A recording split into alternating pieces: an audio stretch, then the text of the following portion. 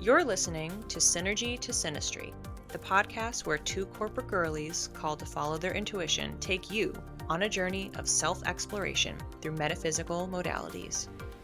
I'm Christine, intuitive coach and clairvoyant. And I'm Renee, psychic intuitive and astrologer. We're excited that you're here and honored to be your spiritual guides. If you enjoy this podcast, make sure to subscribe, rate, and review wherever you listen. It helps listeners find our show, plus it automatically enters you into our raffles to win a free psychic reading. Now, let's get into the episode.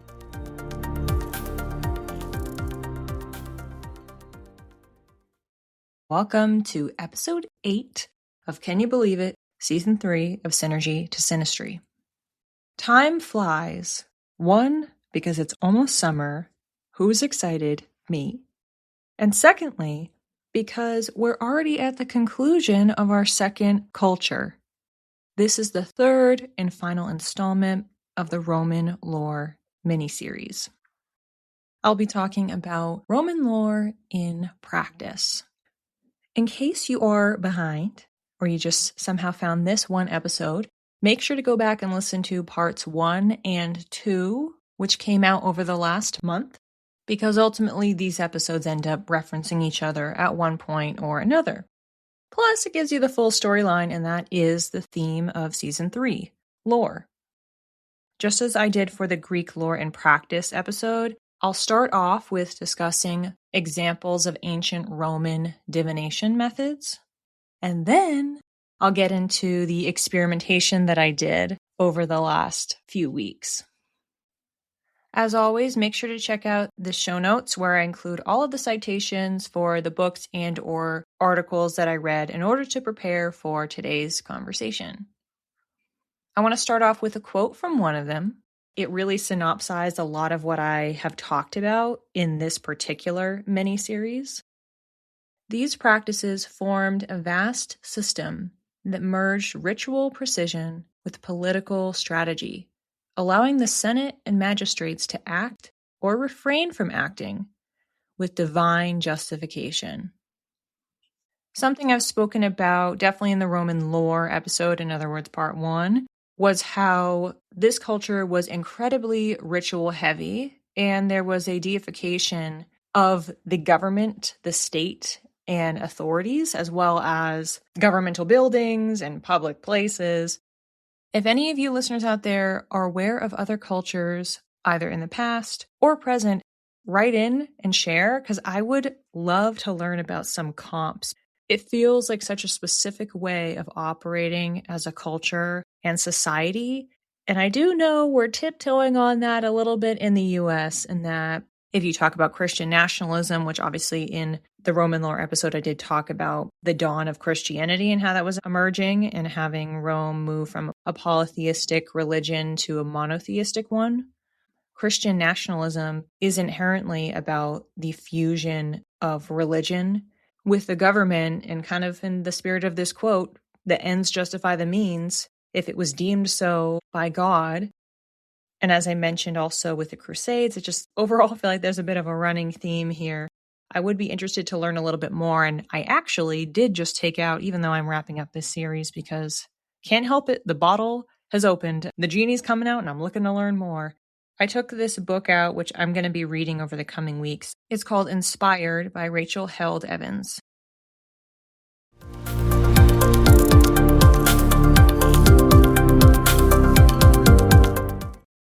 When I was researching ancient Roman divination methods, there were, as expected, given the time period, given the cultural blending that I discussed with Greek lore, I did my best to find other methodologies that did not overlap or felt in whatever ways particularly unique or relevant to this culture and at this time period.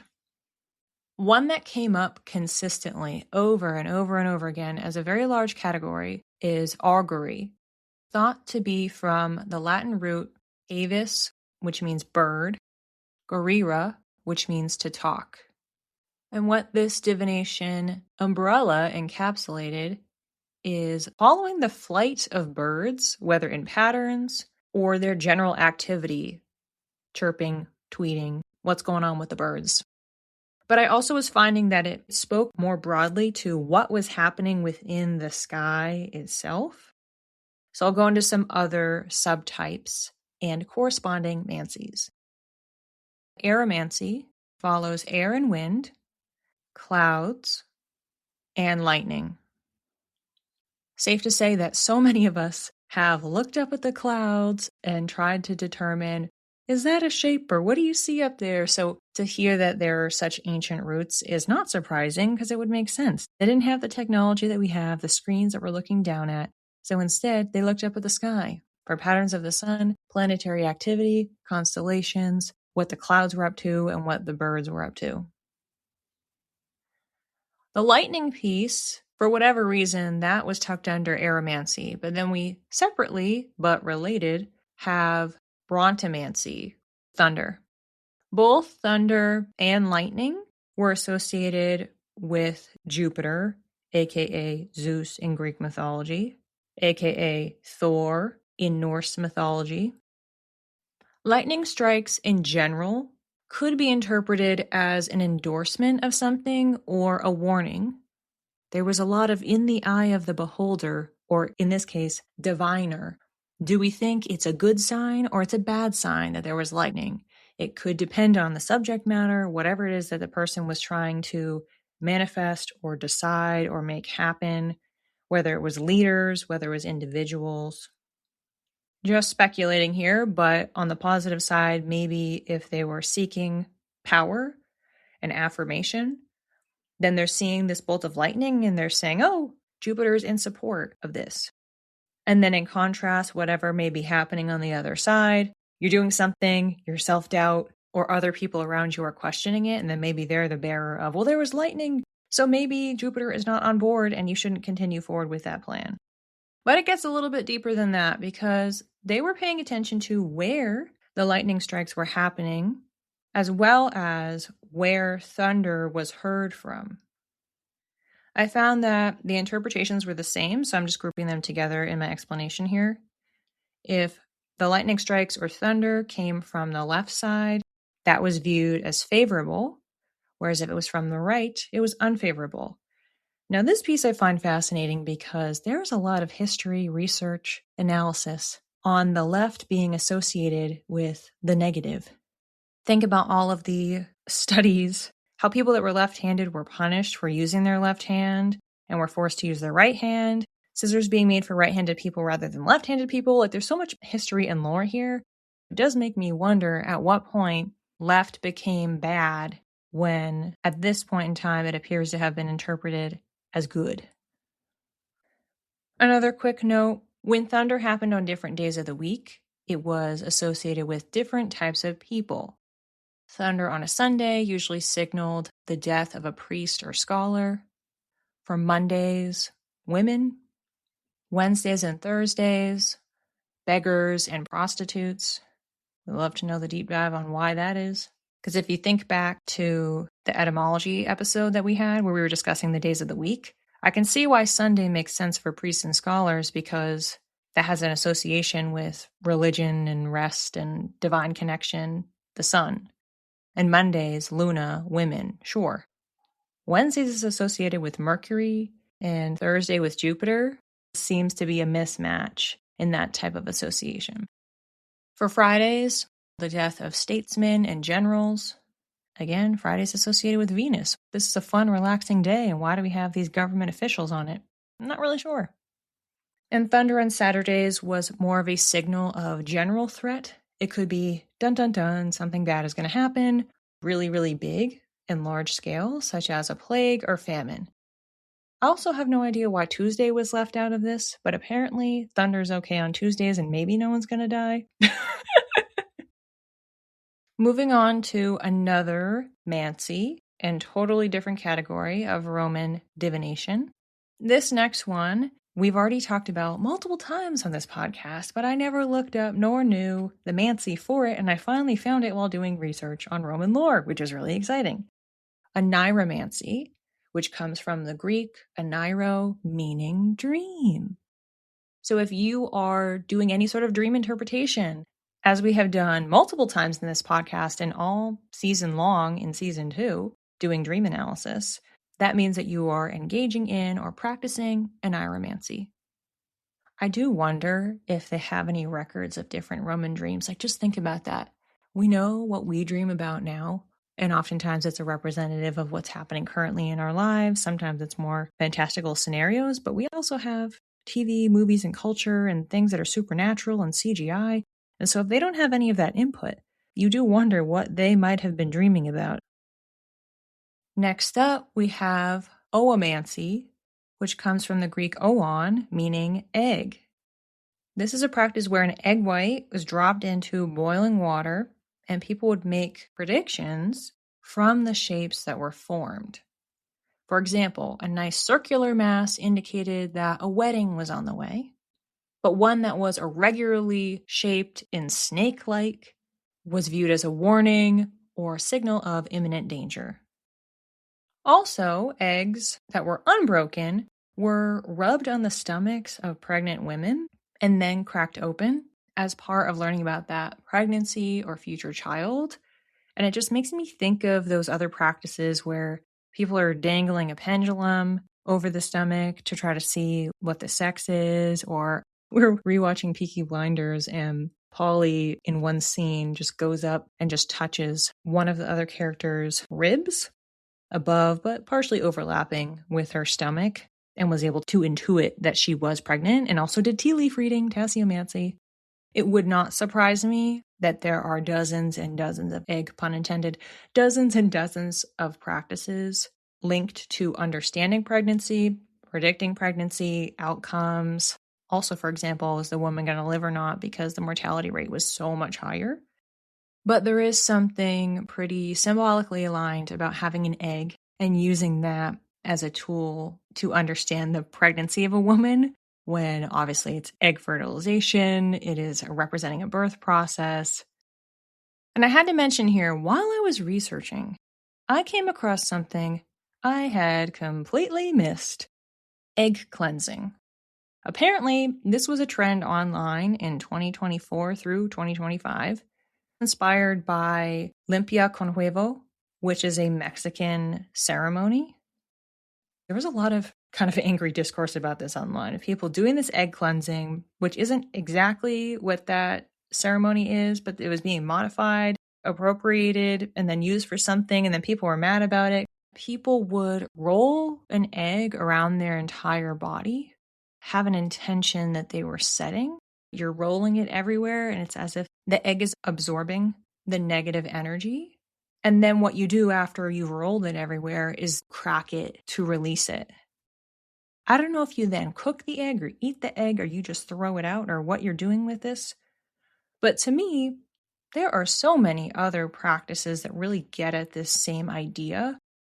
Something that we were taught in the Nuurvana program is the golden sun, auric fields, grounding cords. There's a lot of visualization that people can do. I've also heard it very commonly. Someone's showering, they're visualizing to accompany the literal physical thing that is happening to them. Same thing with a bath, that you're washing the negativity away. It's coming out of your pores, and then it's going to go down the drain. So whether it's fully within your mind in a visualization practice, or it's something hybrid like this egg cleansing or any of the water works, there's a lot of ways to get at this idea. I don't think my first thought would be to reach for an egg and roll it around and then crack it and then, I don't know, do what with it. If you are someone who participated in the egg cleansing, or you have more knowledge about it and you would like to share or enlighten me, please feel free to comment or write in.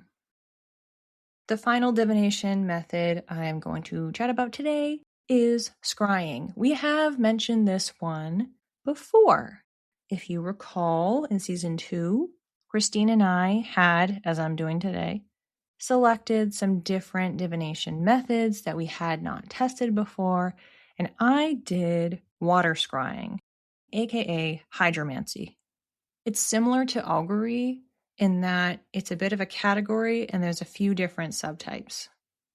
Scryers were considered seers who looked into a mirror, water, a crystal ball, or any other reflective surface in order to divine insights, receive guidance, etc.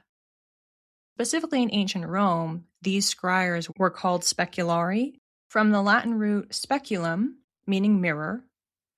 Taking that a little bit deeper, you have spec, which means to observe, and ari, that indicates a profession, one who uses. Therefore, speculari means one who uses observance or vision. In the Greek lore miniseries, I had chosen divination practices from the modernity episode, but this go around, I did choose 2 practices from the list I just shared. If you would like to take the opportunity to use your intuition to make your prediction or channel, feel free to take a few moments to do that now. If you'd like to pause, you can. And if you also want to throw in the comments what your predictions were and or if you got them right, great learning opportunity.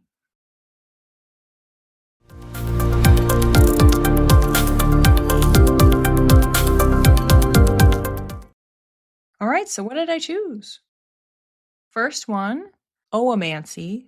I'm going to outline what I did with the old egg. I will include some pictures that I took during the process. Feel free to pull that up on my social media if you would like to look at the egg in question while I am describing it, as well as my experience. So I'm going to start with the latter. The instructions that I had read, because I wasn't going to do the boiling water. I saw you didn't necessarily have to do that. I didn't feel like doing that. I really wanted to get a full 360 view. I didn't want it to go by too fast. For my intention setting, I held the egg in the palm of my hands, closed my eyes, did some breathing, visualization, as if it was filling with light, connected through to me and my higher self, and asked my guides what my intention should be, because I actually hadn't thought that far ahead when I decided to do this. So I was like, what should my intention be? What came through was the phrase love line, not to be confused with love life. When I inquired what this meant, the explanation was it was about the trajectory and not about specific people. More of the high-level journey in trying to understand that and gain some insight. Other language that came through, and part of what I then was adding on to that intention question, a love that makes me feel at rest. All right, so this is what happened. I hit my egg on the table, created a nice little circle. I went to go crack it, and it kind of exploded out. And I went, oh no! I don't know if I wasn't fully holding it over the glass right, or just how it was cracked. The whites shot out over the glass and kind of dripped down onto the table, so afterwards I was cleaning it up. I was so caught off guard by making a slight mess, I didn't watch the egg yolk falling in or anything falling in. I was just like, oh no! Well, I guess I just got to keep going, and also maybe that's symbolic in some way. There was a small bubble blob piece that was sticking out from the side, and the longer it was sitting there, it started to spread a little bit more, but otherwise it was relatively contained. I also noticed right away that there was a very, very tiny piece of shell in that side blob. A few little bubbles. Some were floating in the water, and others were hovering right around or on top of the yolk, and they almost look like little pearls. It's something reflective inside something reflective inside something reflective. There was this almost metallic quality, which was really interesting. What was happening with the egg whites is that most of it was at the bottom. Some of it, as we know, was outside, dripping down the side of the glass. But there are also what I'll describe as tendrils, remnants of, I think, maybe 5 different lines and swirls. Some went partway down, while others traced from the top of the water surface all the way down to connect with the yolk at the bottom. It was at this point, when I captured the initial visual and got over the egg disaster breaking, that I started to channel. What came through was this feeling of suspension. My observation of those bubbles, hovering, but staying in place. There's a few that are scattered throughout, and they were representing the wholeness and moments of space and the perfection of having those opportunities to really reflect, go inward, and have like sacred pauses. The 5 tendrils that were hanging, 3 of them reached from the top all the way to the bottom, and 2 went about halfway.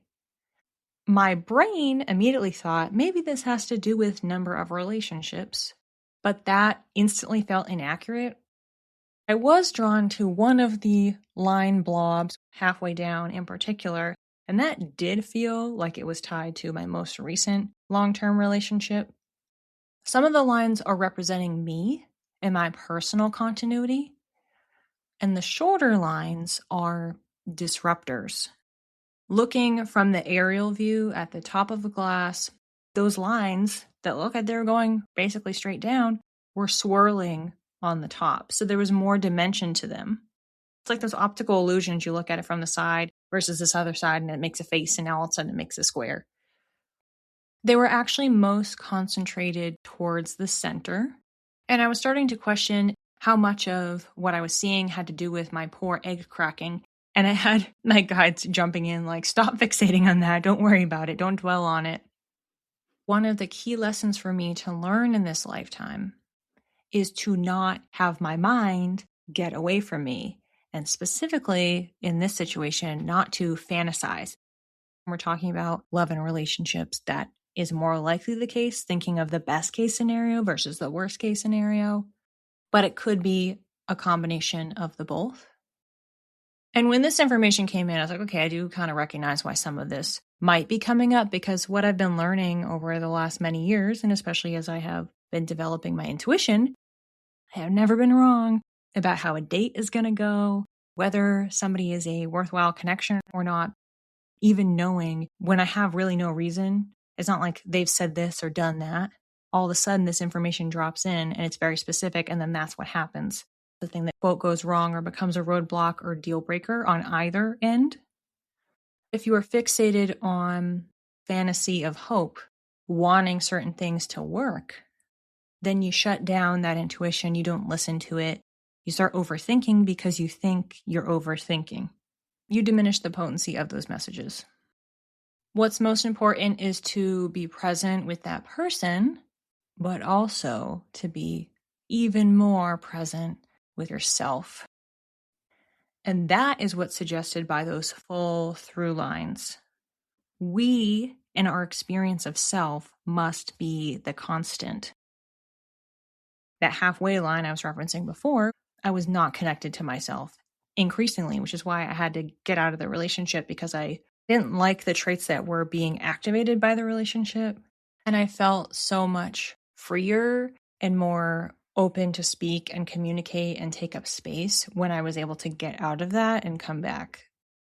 I pretty much took 2 months off from online dating as per Aphrodite's suggestion in my last practices episode. I've grown so much even in just these few months that I took off. Recognizing how I need to set up my values, my lifestyle, what works for me, what does not work for me.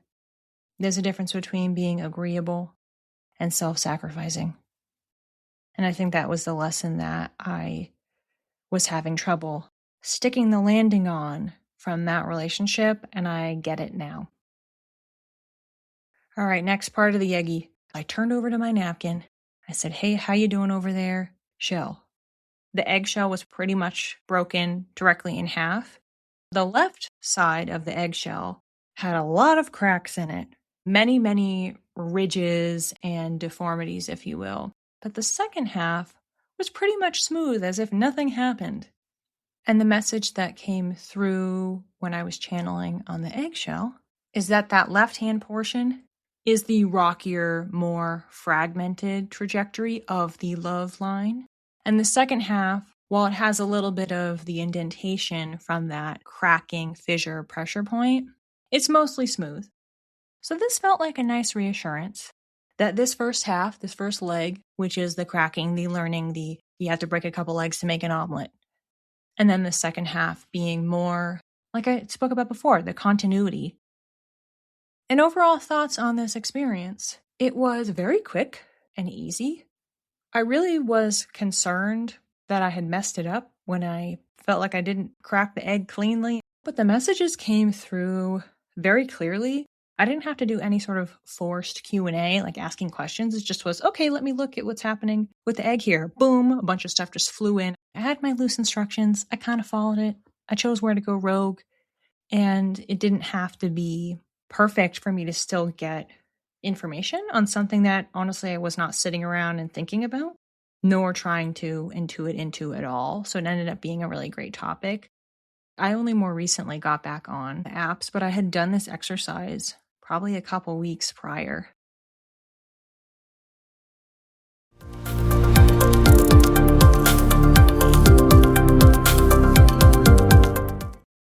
For my second experiment, I chose scrying, and of course I wasn't going to do a repeat, couldn't do hydromancy again. I did think about it, I'll be honest. I thought about it, I channeled on it, and if anyone remembers from the last time, it came through very, very strongly that it's something that's ancestrally very sacred, and I should only be using it for very specific circumstances, and I will know when is the next time that is appropriate. So what I decided to do was a completely different angle, mirror scrying. They do make scrying mirrors, and you can also make your own. Painting a mirror, the back of a mirror, and then putting it back in the frame and all this other stuff. Of course, I didn't have that, and I was not going to be making it 2 minutes before doing this and then never needing to use it again. So instead, I found a nice hack, which was our powder room, our bathroom downstairs. It's small, it has a huge mirror. So I just went in there and closed the door so it was pitch black. I guess I probably should have also done the dictation, but that didn't, for whatever reason, cross my mind. Maybe because I did these on different days. But I brought a notebook in with me, so I was writing/drawing in the dark while doing this exercise, because, of course, that didn't make any sense, but I didn't realize that until I'm recording right now. There was a better way. Trying to take some deep breaths, look forward, not at myself, but I was kind of just looking out ahead of me, slightly down a little bit into the darkness, have my eyes go a bit out of focus. And what instantly started happening, rolly, dotty ball thing, I don't even know how to describe it, but it was something I used to see when I was younger. I did actually bring it up to my mom and doctor. I don't know why I keep seeing this thing. And of course, joke's on me because it probably was relating to my intuition. I just didn't understand at the time, but I thought it was weird because sometimes I would see it before I went to bed. So I'm lying there trying to sleep and I just kept seeing this thing spinning. For anyone that has trypophobia, it kind of is like that, where I was like, I don't even want to look at this. It looks gross. Like it kind of bothered me, but I couldn't stop seeing it. And it was just spinning and swirling. And sometimes it was changing colors and it kept happening whether my eyes were open or closed. In fact, sometimes if my eyes were closed, it would spread and get a little bit bigger. And I kept just trying to clear my mind. Like, I don't want to see this. So that was the first thing that I saw. And I was like, great, here's my little ball thing. There's a stretch of time where I saw it a lot, probably middle school, high school, but I kind of forget it's a thing. So that popped up, but then it kind of went away. And I just had the question, where are you? I didn't even process what I was doing until I went back and I analyzed my notes and drawings. But right next to it, I drew a picture of a house. And of course, I was at home. Scrying does put you in this weird, just slightly off headspace, and the vibe is very different. So I would not recommend it to everybody. I think the last time it was maybe 10, 15 minutes. This time was probably 10 or less minutes that I was doing this. The next thing that came in was the word freeze, wake up, uncork. I started seeing a river, so I just drew, it almost looks like the Aquarius symbol. A quote came through, stop asking for order, free in all caps, underlined. And then I was getting guided to do a series of drawings. So all this was a pretty quick sequence. Squiggle ball, and then right next to it, it was a bunch of balls next to each other, a series of horizontal lines. Chaos becoming order, but as I said, stop asking for order, almost as if the alignment is going to happen by itself. All caps underline, drop the ball. Basically, getting messier. So I'm having a bit of a juxtaposition here, seeing the visuals of messiness becoming order, but discussions around, waking up, uncorking, what happens when you uncork, things can spill, things get unlocked, the freedom, the opening. So there was a lot of symbolism, and even the river, it's like the flowing, going from one stage to the next. So once I wrote the Get Messy Now, I instantly had that feeling of this is done, which does happen to me most of the time when I'm doing readings for people. I just have the sensation of, okay, that was it. We're done here. I went back out, sat at the kitchen table. I'm laughing because I'm seeing where everything landed up on the page. I numbered them to know what the sequence was for each of the messages and symbols. And I did some narration on it to explain how the information came through, just to document the experience more, as well as channeling off of interpretations of it. Other notes I wrote down that I haven't already explained. When the message about stop asking for order came through, what I had been doing at the time was I kept repeating the question of like, what do I need to know? What do I need to know? Which is kind of a thing I usually do in my readings. What does so-and-so need to know? What do I need to know? Because I was going with a blank slate. I didn't have any sort of an intention. I'm just walking into this dark room like, okay, what do I need to know? I just got this clapback of stop asking. Stop asking for order. Stop asking for a specific path, for clarity, for the next steps, what to do, coupled with being free. This turn from one into the other feels like the major theme shift.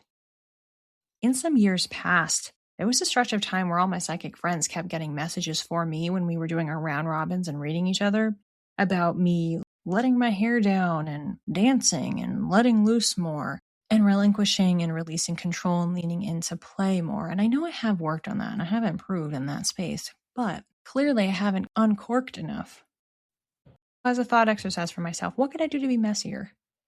Number one, not literally. I feel like my room is too messy. I have compiled things. I want to clean it up. And I'll do it in phases, and then it gets filled in with something else. So it's not about literal mess. What's coming in now is psychological mess, but like not in the way that's like unhealthy. But as I've talked about several times in this podcast, the beginning of 2026 felt like it was very psychologically messy. And to be okay with maybe not behaving or speaking or communicating in a way that I would normally with a sound head because I was emotionally triggered and stressed and exhausted. That was okay to do that. And it doesn't mean that I operate on that all the time. I was very cognizant of wanting to maintain integrity and honesty and trying to be compassionate. I just felt like I was battling with myself of like, but I just feel like I'm on fire right now. So what really is at the core of that discomfort? And while it feels counterproductive, the message really is to be and embody a quote, lack of clarity. With my business, with the podcast, with my full-time job, really all of them are about providing clarity, instruction, support, guidance, structure for other people. Another question for myself, what are ways that I could live out lack of clarity? And being able to share that too, which I think I've been doing on this season in sharing different things I've been struggling with or thinking about, being okay with not exactly knowing what's coming next or what to do next, and just think about the present, how I am and how I'm treating myself, how I'm connected, and getting myself more at rest.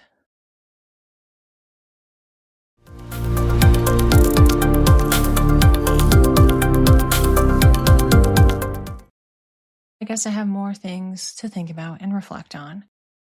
If you relate to any of the messages, if you correctly guessed, intuited which divination tools I was going to use, if you have used either of them before, or if you have divined insight through any of the other ancient Roman methods that I explained at the top of today's episode, please do write in. I am excited to announce that the next installment of the Soul Rising Book Club is fast approaching. We'll be talking about chapters 12 through 14. Make sure to read those chapters before listening and look out for my next life updates and psychic reading episode. It's also a great opportunity right now to go back and listen to the 2026 forecast episode from December that Christine and I recorded, where we discussed some of the astrology and numerology for the year, as well as provided psychic readings for the entire 12 months. Now that we are at the midpoint, good a time as ever to circle back to that ahead of my next check-in forecast reading. You can also head over to my website where I have monthly forecasts both on the psychic intuitive side as well as astrologically. I hope you enjoyed this Roman lore mini-series. As I mentioned, for Greek lore, the conversation doesn't have to end. We'll continue talking about any and all of these as they are linking to one another. Looking forward to connecting, hearing your thoughts and reflections before we head into our next culture. I'll see you in book club. Thanks for listening. If you'd like to learn more, the resources we used to prepare for this episode are listed in the show notes. If you're curious to develop your intuition, we've partnered with the Nuurvana Be Light program to give our listeners a $500 discount on tuition fees. Email us for more details and we'll connect you with the founder, Deganit Noor. Want to connect with us? You can reach me, Christine, at Channeled by Christine with one L on Instagram. And you can reach me, Renee, at _read by Renee, or connect with us both via email at synergytosynastry@gmail.com. Keep your spirit curious and your aura sparkling. We'll see you when the stars next align. When I set my intention, Are you calling me? Pink PJs? Yes, I did.